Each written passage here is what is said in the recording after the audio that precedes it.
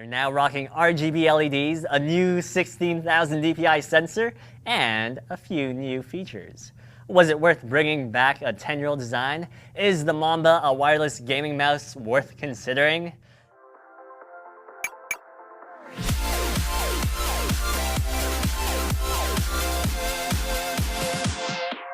Normally, I don't care about mouse packaging because they're usually not worth caring about. The Diamondback was no different. The Mamba, on the other hand, came in a black metal box with no hint of what was inside except for a small embossed Razer logo. First, I tore open the Diamondback box and plugged in the mouse. As I gawked at the mouse wheel, Razer logo, and strip around the edge of the mouse, all moving around in a wave of rainbow, I thought this was going to be my go-to mouse for CSGO for the foreseeable future. The final mouse is my daily driver, and with it, I've risen through the ranks of Legendary Eagle to Global Elite. To check out my review, click here. However, despite its pinpoint accuracy, the feel and build quality pale in comparison to the Diamondback. The textured rubber grips on both sides, the slightly textured plastic of the body, left and right clicks, and the bumpy rubberized mouse wheel with solid steps. But the honeymoon period didn't last long. I find the narrow middle section where the grips are situated too narrow. There's no place to comfortably put my thumb and pinky. As a mouse that can stay planted on the desk, it's fine. In an RTS MOBA or high sensitivity shooter, a soft grip is not that bad. But seeing as how I have to lift almost constantly in CSGO and I have a tight grip on it, I can't get comfortable or accurate, and I decided to move on before my wrist and fingers hurt even more. In the all-black metal container, the shaped foam cutouts held the Mamba, its dock, the detachable cable, and click tension adjustment tool.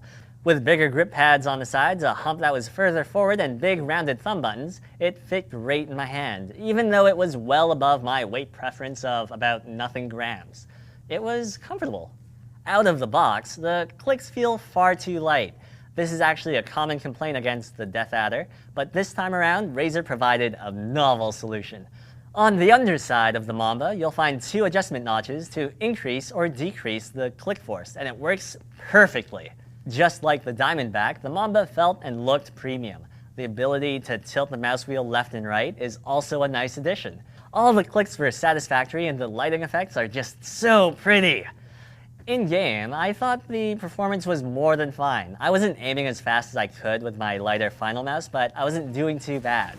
There were some moments that felt a little bit off though, and my tests outside the game confirmed it for both the Diamondback and Mamba, which only makes sense as they use the same sensor. So this is where it starts looking iffy. The sensor initially seemed fine, but the dreaded Z-axis issue that's plagued the Philips twin-eye sensor since like forever is still there. When you lift the mouse, the sensor translates it as movement down and to the right, no matter what the actual physical movement was. At high sensitivity, you can move your cursor to the corner of the screen just by tilting the mouse up and down. For a game like Dota, that's not too big of a deal, but for a high-precision game like CSGO, that's game-ending. Not as big of a game-ender, but still a big deal. The Mamba sensor readouts in wireless mode seem to get spotty when you use advanced custom lighting effects. You can stick to basic ones, but you shouldn't have to. Strangely enough though, playing in CSGO didn't seem to be affected by that issue as much as I thought. At higher DPIs, I think it might just exaggerate it. So your mileage may vary.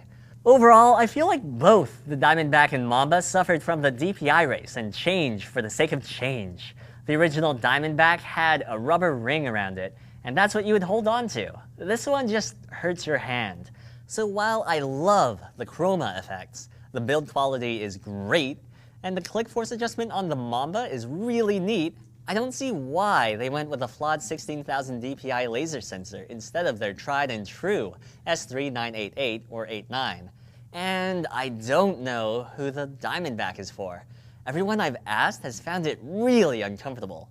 If the Mamba had the same sensor as the Death Adder, I think it could outright replace it, even for competitive games running in wireless mode. And I guess that's where we are. They could have been perfect, but they're not.